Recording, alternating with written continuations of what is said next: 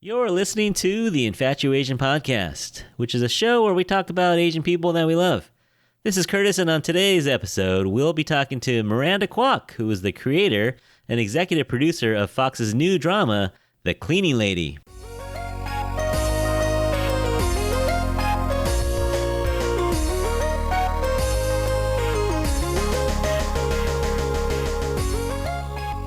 Welcome back, everyone. Hope your 2022 is going well.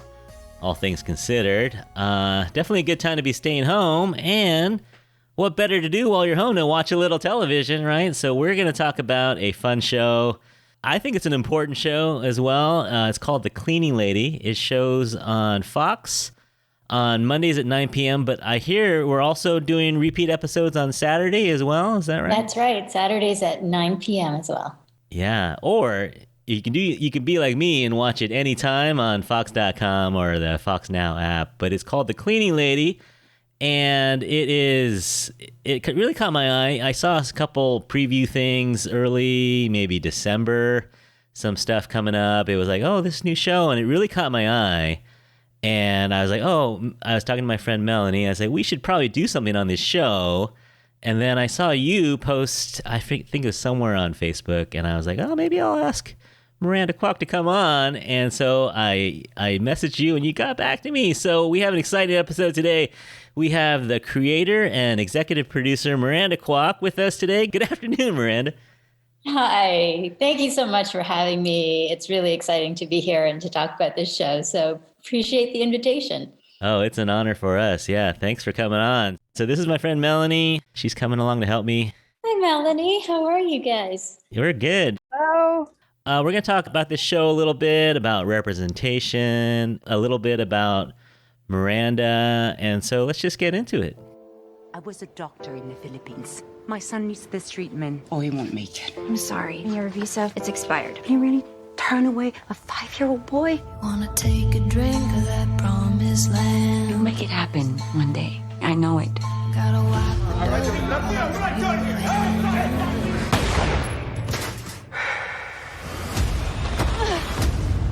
I'm just a cleaning lady. I make cleaning for you. You have a great attention to detail. I take pride in my work because I have a family that needs me. Your son is sick. I can help you. I want you to work with me. Don't do this. What other option do we have?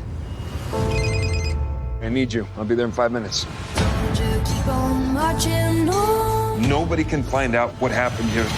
down to the rocket's down. Why do you want me to work for you? Because I like you.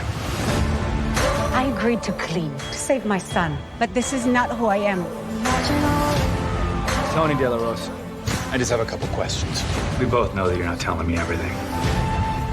Do you trust me? If anything happens, swear my son will be safe. So let's start with a little bit about you. It sounds like your background has had a big part in shaping shaping what this show is about. We got our information from Wikipedia, so it might not always be 100% accurate, so correct us if we're wrong. But you grew up in Canada? I did. I was born in Toronto and grew up in Canada. What was the Asian community for you like growing up in Canada? Well, there's definitely a very large Asian community in Canada. But I would say in general, Canada is just very diverse. And so I grew up with just a lot of diverse friends from different backgrounds. And I do think that there is a little bit of a difference that, either they're moving to America, there's definitely a lot of diversity here, but there's also a lot more segregation and separation. But since I generally don't define myself by those terms, like I find that I still do have, a lot of diverse friends and again, people from many backgrounds, many cultures. And I think that's part of who I am. And that's part of what I wanted to infuse in the show as well. So you will see that there are a lot of different people and immigrants from different places. And part of that, and part of wanting to, create a show with a lot of diverse voices is to show, at the core, we're all the same. We're all people trying to survive, trying to get by, doing our best for our families and whatever that takes. So I think that was part of the inspiration for that. For sure. It's definitely coming across. And then as a young person, you kind of got the drama bug early. Did you start doing drama in high school, middle school? When did the drama bug get you? Well, I actually was very fortunate that I had a teacher who sent me to a school for the arts, and I was very good at visual arts, and I had no idea what this art school was about. And so, but she sent me to audition. It was a full day audition where you actually had to excel at 3 out of the 4 arts. And, I'm Asian, so I played the piano. So I had some musical ability. And so I managed to get into this school, but I was very shy. And most of my friends were drama majors. And so I would watch them and I would honestly just be inspired by them and how they would take the stage and tell stories. And that's, I guess, where the bug came from, is actually inspired by my classmates. Wow. How did you transition from like being an actor to doing things behind the scenes? Well, I started singing and dancing on a kid video show when I was so I went to the art school when I was 10. My first performance on TV was when I was 13, singing and dancing on a kid video show. Very cool. And then when I was 16, I got my first agent. But of course, there are very few roles for Asians. And, back then it was even worse. And so... So I guess the transition came when, I definitely gave it a shot. I started acting in Toronto and, definitely had some roles and guest starring roles, and decided to come to LA and give it a shot here. But, it's very challenging to survive as an actor, and you're always waiting for someone to say yes. And, I'm not the kind of person to wait for my phone to ring. So I decided that, in order to tell the kinds of stories that I wanted to tell, and I had to write and sort of create my own work, write my own stories. And so that was part of the transition. That's what Lin-Manuel Miranda had to do, right? Like he had to make his own roles. Right. Yeah, similar. And then when you went to uni, you were leaning more towards social services and especially women's issues. Yeah. So, as I said, it was tough to be an actor. And after going to this art school, my parents were like, okay, that's all good, but when are you going to get serious with your life? Right. And so at one point, I actually thought I would become a psychiatrist. And I started counseling on a rape crisis line in Toronto. I also worked for a women's shelter. And I realized that,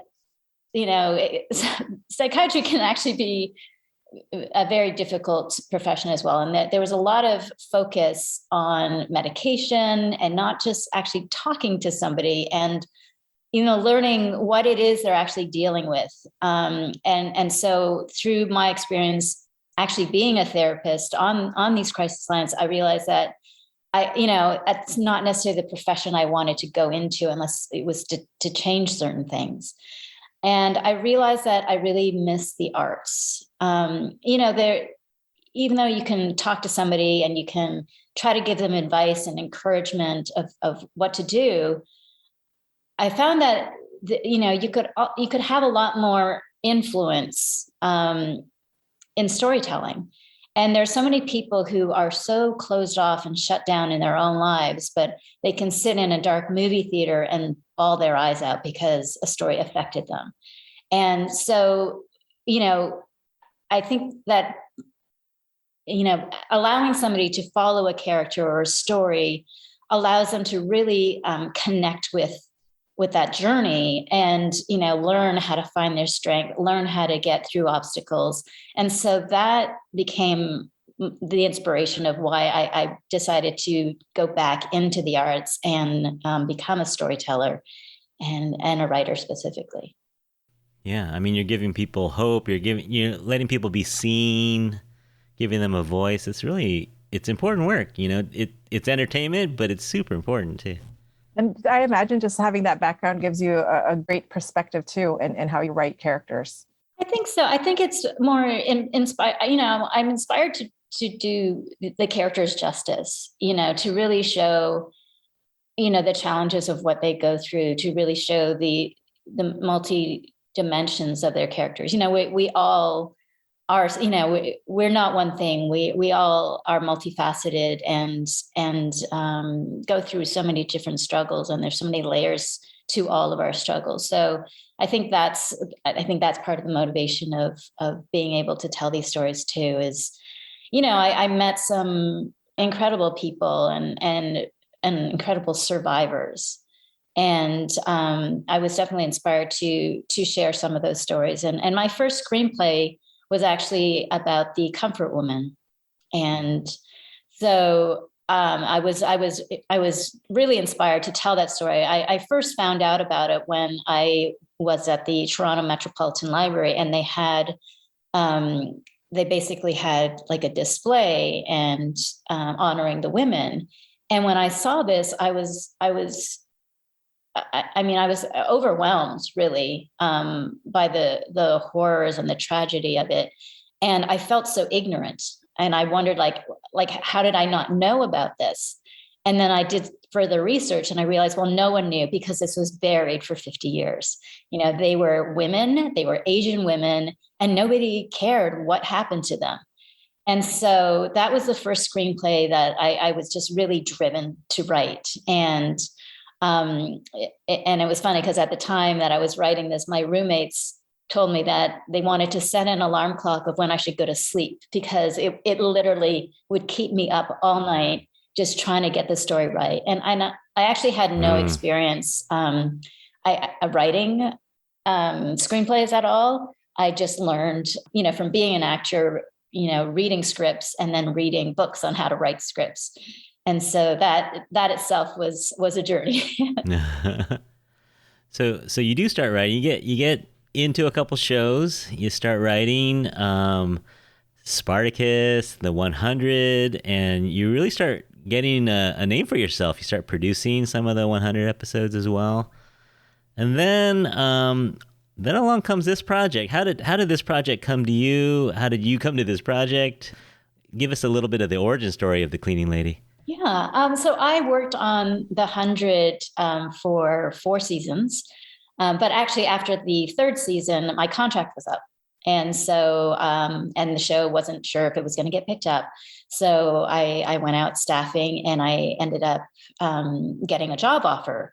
So I went to tell the showrunner at The 100, and he said, no, we want you back. And then number 2 said, no, well, we don't have a pickup yet. We can't just, we can't hold her. And so he said, well, let me see what Warner Brothers can do. And I thought, I had no idea what they were going to come up with, because obviously they weren't going to pay me to hold me. And then all of a sudden Warner Brothers contacted my agent and said that they wanted to offer me a development deal. So it's called a blind script deal. And basically I had to agree to not staff on another show. And if The 100 got picked up, I would come back to The 100. And in the meantime, I would develop a show for Warner Brothers. So of course I said yes. It was an amazing opportunity. And The 100 came back. So I was working full time on The 100 while I was developing The Cleaning Lady. And so basically I met with Warner Brothers and I pitched them a few ideas, and then they pitched me a few ideas. And one of them was the Argentinian format, which is La Chica que Limpia. And so Shay Mitchell found the original format, and she has an overall deal at Warner Brothers. So they optioned the project for her, and it went out to writers as what's called an open writing assignment. And so I was one of the writers that they brought the idea to, and basically they said, do you want to pitch a take? So when I saw that Shay Mitchell was attached to the project, I thought, well, why not have this character be Filipina? And So I pitched that idea, and they completely embraced it. Shay embraced it, and that's that's how the character changed from being Argentinian Wow. to Southeast Asian. Yeah. And then, well, that was the first step of it, obviously. Um, so yeah, and part of the inspiration for that was actually when I went to visit Hong Kong a number of years ago. And there was a moment when it was a Sunday afternoon, and I was walking downtown core, and I came across like tens of thousands of Filipinos gathered on the street, literally on the street, sitting on cardboard boxes and plastic bags, and they were congregating with their lunches, to meet with their friends and family, because they had no homes and they had nowhere to go. They had no money to go to a restaurant. And it just really struck me, this social class and how these people were treated.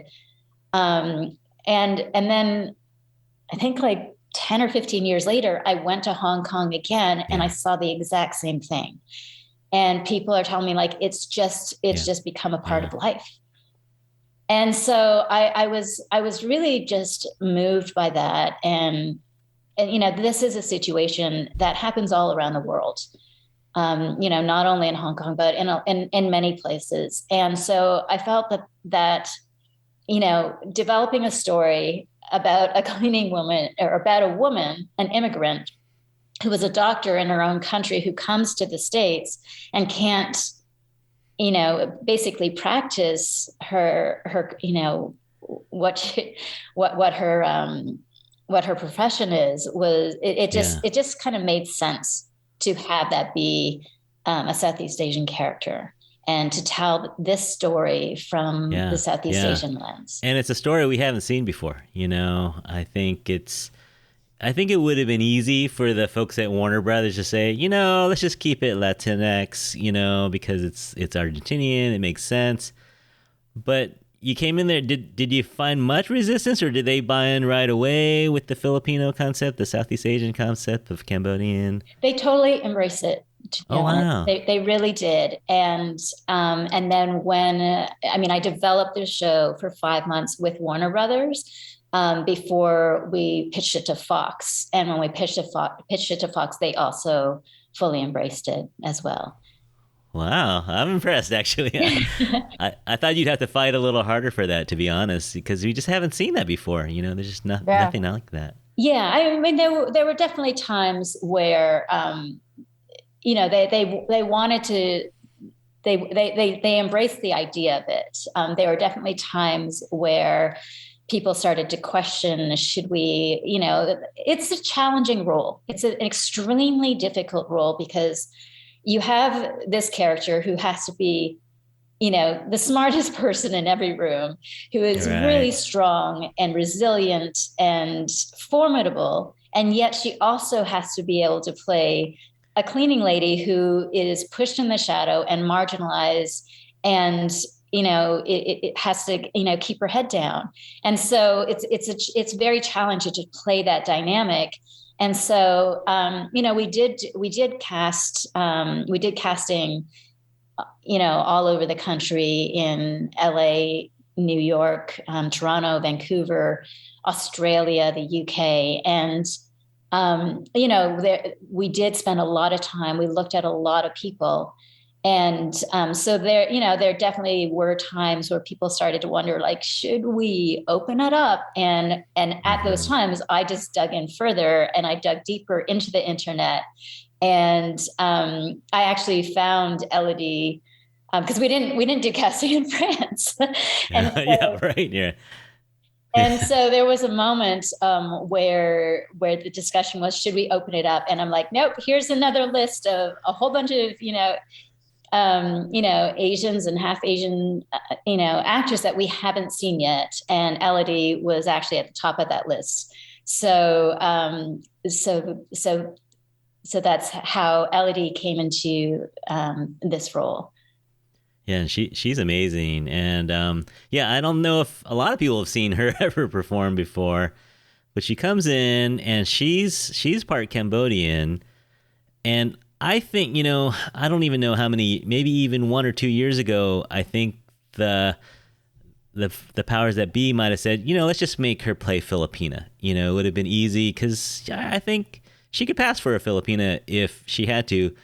But at what point did you say, no, well, that's her, Cambodian is her background. Let's make Tony Cambodian that lived in the Philippines. When did that discussion come out? Or did that happen before she was attached? Or was that because of her background that you decided, let's make Tony Cambodian? Yeah, it was because of her background. I mean, one of the things that we really wanted to do was create authenticity in this piece. Yeah. And so we didn't want to force her ethnic background on the character, but at the same time, I really didn't want to let go of having a Filipino family at the core of the show. And so to put those two ideas together, we basically said, well, let's just have her be Cambodian who lives in she went to medical school in the Philippines, married a Filipino. And, I think that allowed us to actually embrace both cultures and actually widen the perspective of what it is to be Asian. Because, there's this huge assumption that if you're from a certain place, that only people of that ethnic background are from that place, right? And that's just not true. So in the Philippines, there are Cambodians and Chinese. There's actually a huge Chinese population. There's also Japanese and Korean and a lot of other ethnicities as well. And so, so actually it was great to just make that change and just, allow these characters to bring their own authentic selves to the roles as well. My family, actually, we're Chinese from the Philippines. So this has just been an awesome kind of reflection, something I've never seen before. And seeing in the first episode when you just drop the Tagalog so nonchalantly, like the TNTs and like Mahal Kita and all that stuff. So I thought that was really cool. And it kind of worked with Spider-Man coming out where they dropped the Tagalog with no subtitles. I thought it was a good moment for Filipinos everywhere.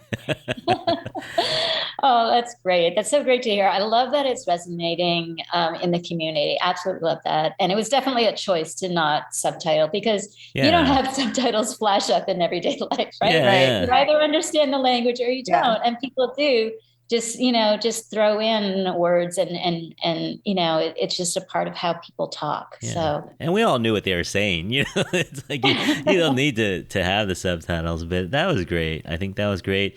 And I hear we're getting a Jollibee drop sometime soon on the show. Oh, there's a moment in the pilot where Chris is actually holding a Jollibee bucket and yeah. So I mean, I tout the show as being a San Francisco show, but I'm actually right across the border in Daly City, which is Filipino capital of California, and we have 3 Jollibees here. So we're gonna definitely celebrate this show with a little Jollibee later. Awesome. So I think the subtle things like that, and you even have that tagline sometimes on your Instagram is like work hard and play harder.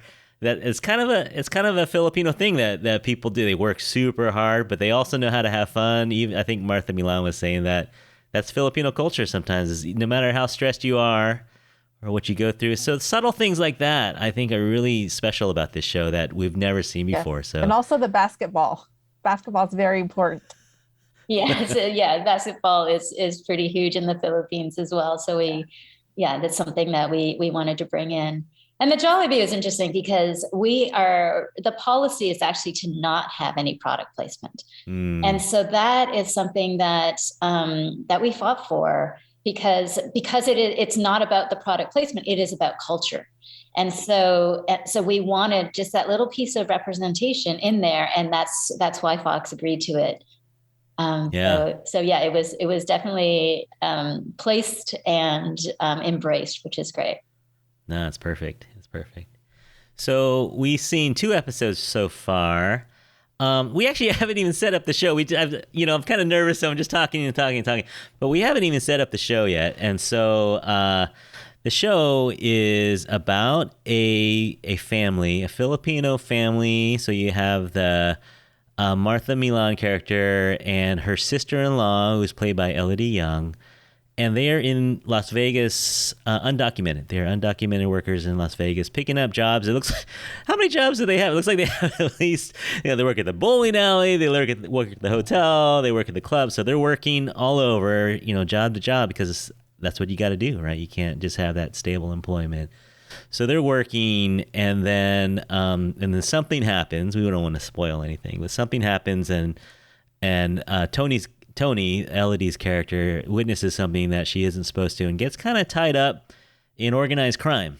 And they realize that she's an asset to them, and they keep her around. So you have, and then, of course, there's her family is in jeopardy. Like, she has a son who has a very serious medical condition with his immune system. And so she's trying to get him treatment here in America, and ends up making the decision to stay here undocumented to wait for this treatment. And as such, she's putting herself in jeopardy and her family as well. And so it's kind of the story of a woman who's backed in a corner to try to save her son. And you can tell she's a good woman, but she's making some decisions that are they're difficult. She's put in so many difficult situations. And for me, I don't know if you agree with this, but for me, it kind of reminds me a little bit about Breaking Bad, because I'm a science teacher myself. So I kind of relate to that character a little bit, maybe a little bit like The Fugitive, or someone who's a good person, super talented, super smart, but has to make decisions to constantly dodge all these problems. What were your influences for this show as you were writing it? What sorts of things influenced you as you tried to come up with the story and the plot line for this? Well, I was a huge fan of Breaking Bad, for sure. And I have for a long time wanted to do a Breaking Bad, like a female Breaking Bad. Yeah. And so when the idea of this show came up, of a cleaning lady who ends up working for the mob, I thought, like, oh, here's the opportunity where I can create not only a female Breaking Bad, but an Asian female Breaking Bad. Yeah. And so that was definitely one of the motivations for creating the show. But at the same time, like, she's a very different character. She's and under very different circumstances. And so there are a lot of differences and things that, make this show particularly unique. Not only does she have a child that she's trying to save, but, the fact that she's a doctor, and, so that she comes from a very different perspective. And, she's not getting into crime by choice. She's not choosing this path. She's just, she ended up on this path to stay alive and to keep her son alive and to get her son treatment. And, definitely her navigating this world of crime and this world of moral grays is a lot, it is a lot about the journey of her character in the show. But it also, instead of Breaking Bad per se, part of the question is, how is she going to hold on to her morality through this? Yeah. How is she going to, keep her moral center? And part of that is, she does have this child who is her beacon of hope and light. And so because of that, I think her journey will be very different and interesting for us to explore. Yeah, I can't wait.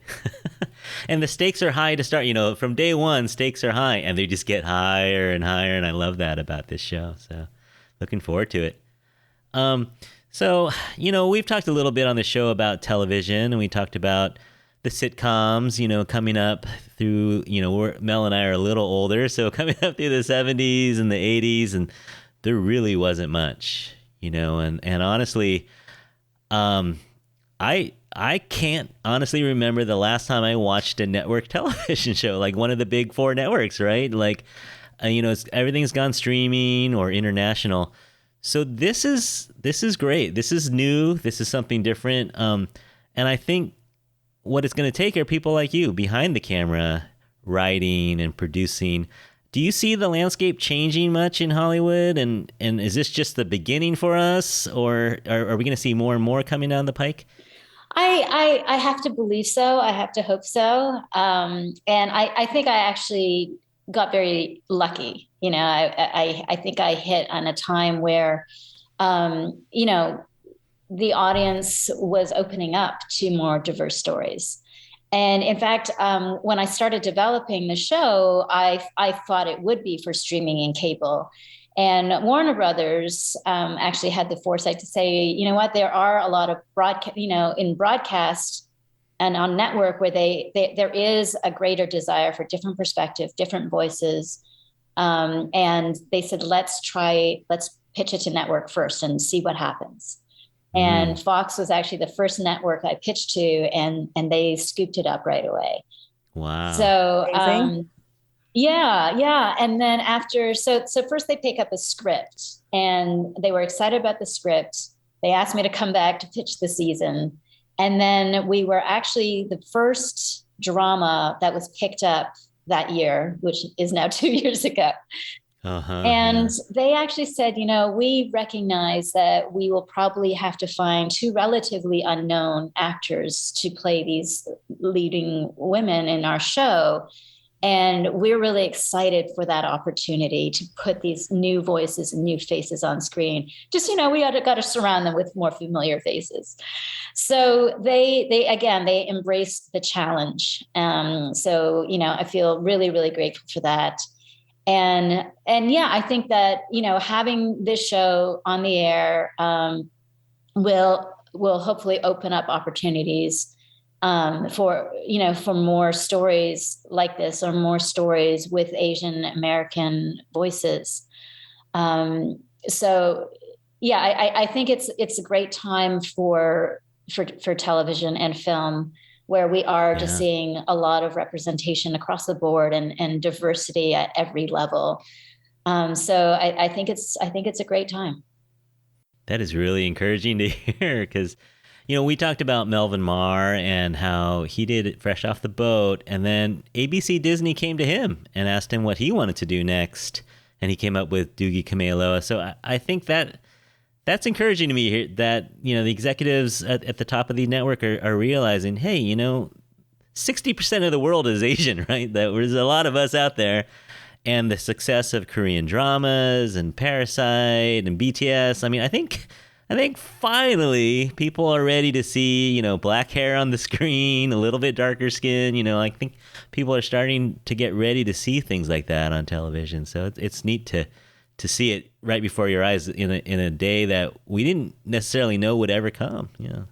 Also, I think what's uniquely wonderful about your show is that even with the K-dramas and the K-pop and all that, it's still international talent, right? So you're bringing something that's an American story that really hasn't seen the light of day, but it's as America as apple pie, right? Because the Filipinos have been here since like the 1700s or something in Louisiana. So it's just wonderful.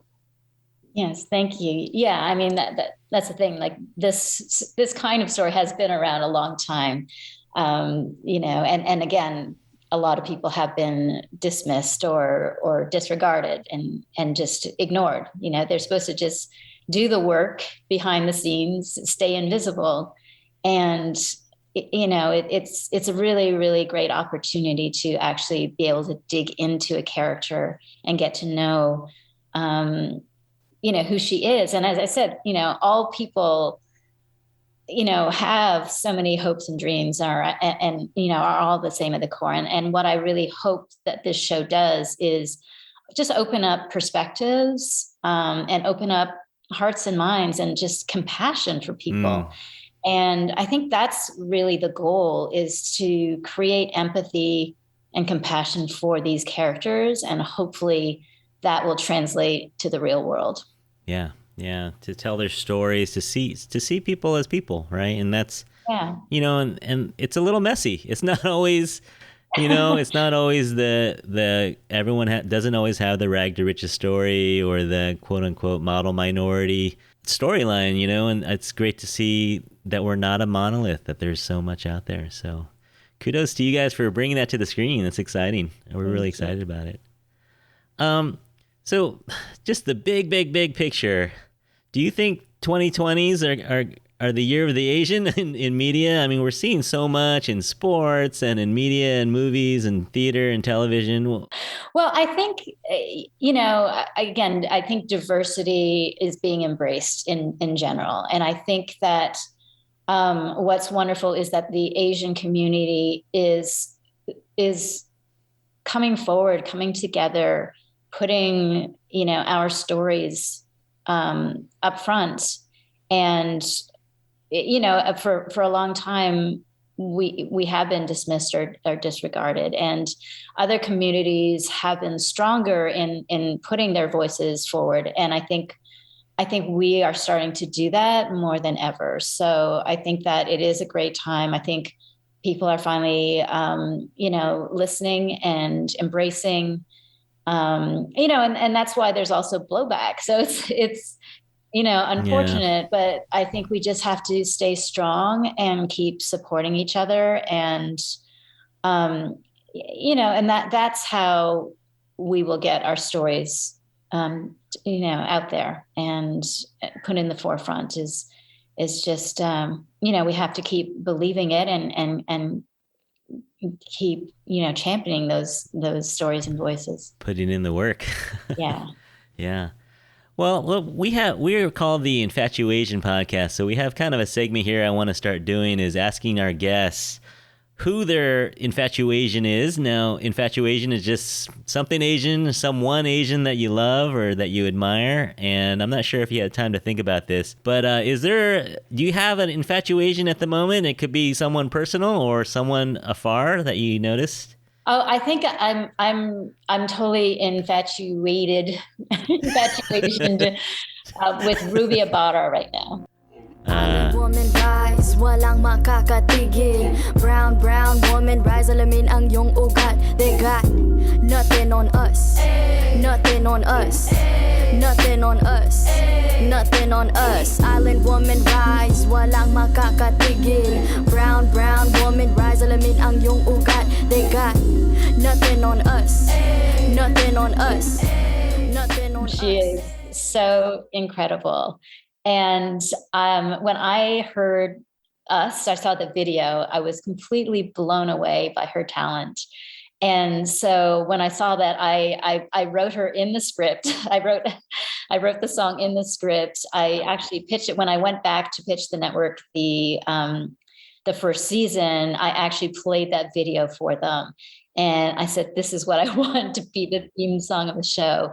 And it, she just has so much, she has so much to say, for one. She has so much to say, and she has so much fire and strength and resilience and this incredible talent. And so not only did we get the song in the pilot episode, we asked her to collaborate with our Emmy Award-winning music composer, Mark Isham.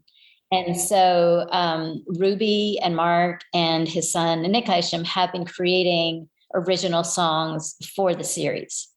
And so not only in the pilot and in episode 2, but you will hear a few different songs throughout the season. So I'm so excited for that. She's amazing to work with, and just an incredible person and just an amazing human being.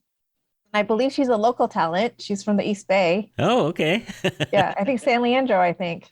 All right. We are a little biased towards the Bay Area. So any Bay Area connection, we love it. We love it. And I saw a little tidbit. I think Lou Diamond Phillips is coming on, making a little appearance on your show. He is. He will be in episode 4. All right. He's my guy. I grew up in the 80s, so, grew up with La Bamba, the Richie Valens story, and I love Longmire. And I heard that this year was the first time he's ever played a Filipino guy before. Yeah, and he asked for it too on Prodigal Son. Uh-huh. And yeah, and so again, because they were never roles, and so people assume that, oh, he must be Hispanic or First Nations.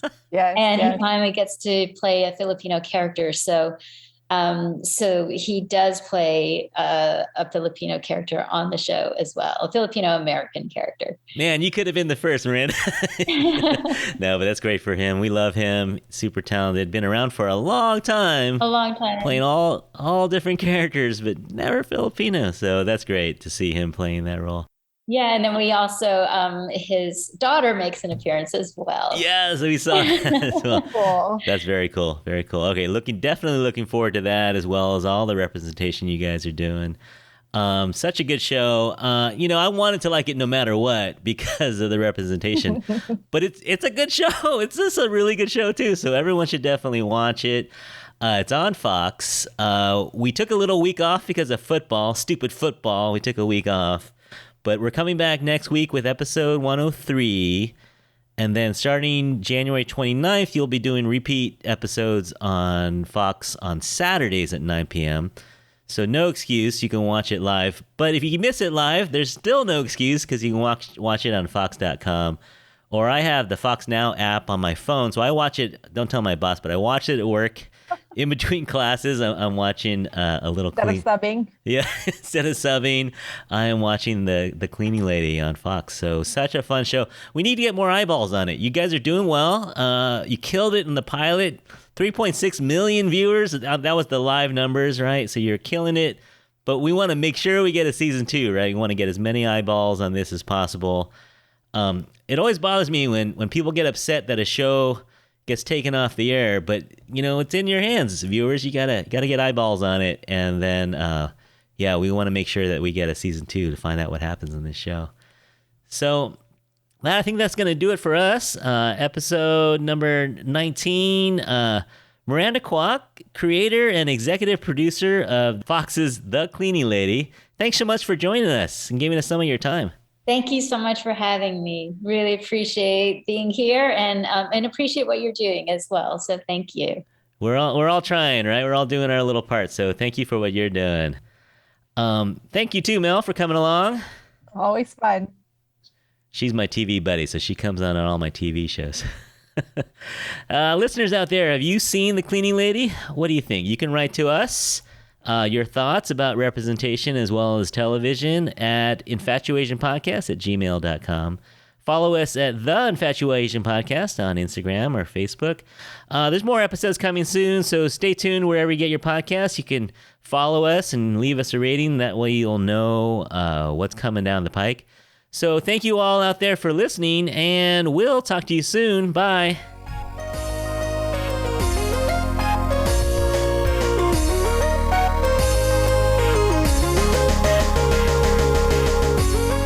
Thank you, Miranda. Thank you. That was fun. Very nice to meet you. You too. You got some stuff coming down for yourself that you're working on, or just keep making pitches and keep working? Yeah, I have to come up with my next idea. I have another development deal over at Warner Brothers. So, okay. So they're throwing different things my way, but I can also just come up with my own thing. So I just have to stir my brain a little and see what excites me to do next. If you ever need a AP biology teacher, I got you right here. Chinese guy in San Francisco. Let me know. I'll audition.